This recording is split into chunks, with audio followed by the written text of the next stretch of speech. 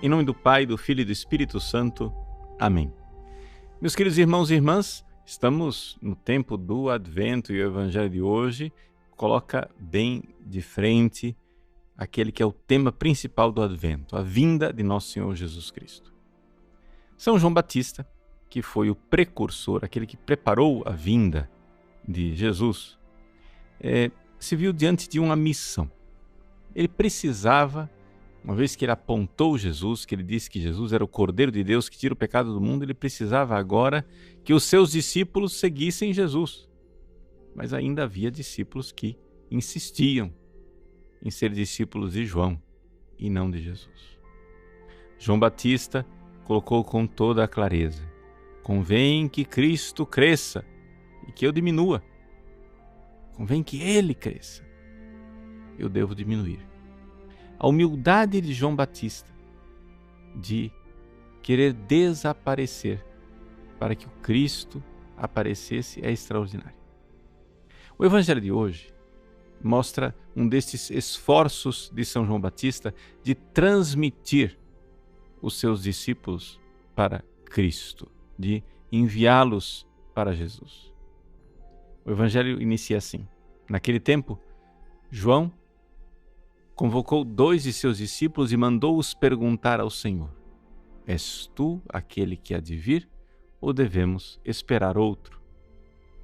É evidente que São João Batista sabia perfeitamente quem era Jesus. Ele sabia perfeitamente que Jesus era o Cristo, o Filho de Deus, porque afinal ele batizou Jesus e na hora que ele batizou, o céu se abriu e se ouviu uma voz do céu: eis o meu Filho muito amado, no qual coloquei todo o meu bem-querer. João Batista, exatamente porque sabia disso, começou a enviar os seus discípulos.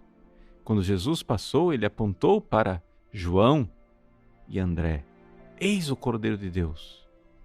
E eles o seguiram e foram atrás de Jesus. Mestre, onde moras? E naquele dia ficaram com Jesus, mas muitos discípulos de João resistiam. Por quê? Porque estavam esperando um Messias diferente. Estavam esperando que Jesus viesse para resolver todos os males do mundo, não é? E até hoje, vamos ser bem sinceros, esse é o escândalo do cristianismo para os judeus. Os judeus dizem assim: se Jesus é o Messias, como é possível que o Messias tenha vindo e ainda haja mal no mundo? Ainda existem guerras, ainda existe a morte, a dor, a desgraça, a injustiça. Se ele veio, como é possível que haja todos esses males? João Batista, então, sabia perfeitamente qual era o escândalo dos seus discípulos e por que é que eles não queriam seguir Jesus. Então, ele os envia até Jesus. E então, nessa mesma hora, diz o Evangelho que nós lemos hoje, Jesus curou de doenças, enfermidades e espíritos malignos a muitas pessoas e fez muitos cegos recuperarem a vista. E então Jesus lhes respondeu: ide contar a João o que vistes e ouvistes. Os cegos recuperam a vista, os paralíticos andam, os leprosos são purificados, os surdos ouvem, os mortos ressuscitam e a boa nova é anunciada aos pobres. E Jesus então acrescenta: e é feliz aquele que não se escandaliza por causa de mim. Jesus sabia perfeitamente que, apesar de ele fazer milagres, conforme estava previsto nas Escrituras, nas profecias, mesmo assim, ele sabia que muitos se escandalizariam dele. Por quê? Porque Jesus não veio como um grande rei triunfante que libertou os judeus do jugo romano. Jesus não veio como um general libertador para pôr fim a todos os males e fazer justiça. Jesus veio de uma forma inesperada. Sim, nós poderíamos dizer isso. Jesus não é o Messias esperado. Jesus é o Messias inesperado. O Jesus é o Messias de um jeito que ninguém esperava. O Antigo Testamento inteiro fala da vinda do ungido do Senhor e fala do tempo de graça que iria surgir depois dele. Mas o que ninguém sabia é que, no Antigo Testamento, é que haveria duas vindas do Messias. É aqui que está a coisa, né? Que a gente precisa compreender. Quando no Antigo Testamento se fala que vai vir o Salvador, essa vinda do Salvador, no desígnio de Deus, desde sempre, era uma vinda dupla e não única.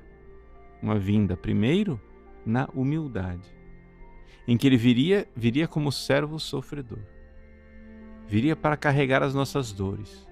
Viria para morrer por nós, para que por suas chagas nós fôssemos curados. E depois, ele viria uma segunda vez. Ele virá uma segunda vez para julgar os vivos e os mortos, glorioso, e o seu reino não terá fim. Então, quando os profetas do Antigo Testamento previam a vinda do Messias, as pessoas não compreendiam que havia essa dupla vinda de Cristo. E por isso se escandalizavam. Então, até hoje, os judeus se escandalizam de Jesus. Por quê? Porque eles esperam que a vinda do Messias ponha um fim à história, ponha um fim aos males, à injustiça. E, de fato, porá. A segunda vinda de Cristo será o fim de tudo. Será o fim da história de males e de injustiças. E ele virá para julgar. Mas a boa nova é essa. Veja, Jesus diz, a boa nova é anunciada aos pobres. A boa nova é a seguinte, é que existe, antes da vinda derradeira como juiz, existe uma vinda misericordiosa, em que ele vem, pobrezinho, na gruta de Belém, trabalhador em Nazaré, pregador na Galileia, crucificado na Judéia.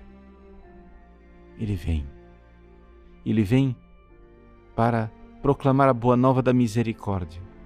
Ele vem para dizer, Pai, perdoai-os, eles não sabem o que fazem. Vivemos o tempo da misericórdia de Deus. Ele vem na sua misericórdia para perdoar os pecadores arrependidos, aqueles que deixam de lado suas misérias. As curas que Jesus fez em seus dias aqui na terra são sinais das curas prodigiosas que ele ainda quer fazer hoje em nossas almas. Sim, porque, assim como no tempo de Cristo, havia cegos que recuperavam a vista, hoje nós temos uma cegueira espiritual e ele quer nos curar. Havia paralíticos que não andavam, hoje nós temos tanta gente incapaz de caminhar no progresso espiritual, uma verdadeira paralisia. Como havia leprosos que eram purificados, também hoje nós precisamos ser purificados da lepra do nosso pecado. Como havia os surdos que não ouviam a palavra que não ouviam, hoje nós temos a surdez de quem não ouve a palavra de Deus. Como havia mortos que ressuscitavam, hoje nós temos os mortos espiritualmente que voltam à vida pelos sacramentos de nosso Senhor. Eis aí, Jesus realizou bem todas as coisas, tudo aquilo que foi previsto nas profecias. Mas ele veio na humildade, veio para nos perdoar. Por isso ninguém se escandalize que ele não veio ainda para fazer justiça. Isso ele virá, mas virá no fim dos tempos. Então, com grande confiança, com grande amor, nós dilatamos o nosso coração para o Cristo que vem. No Natal, nós iremos celebrar a vinda dele como uma pequena criança inerme, uma criança frágil, desamparada, e que, no entanto, é o Pantocrator, o Senhor do céu e da terra, que veio para nos salvar e nos dar a vida do céu. Deus abençoe você. Em nome do Pai, do Filho e do Espírito Santo. Amém.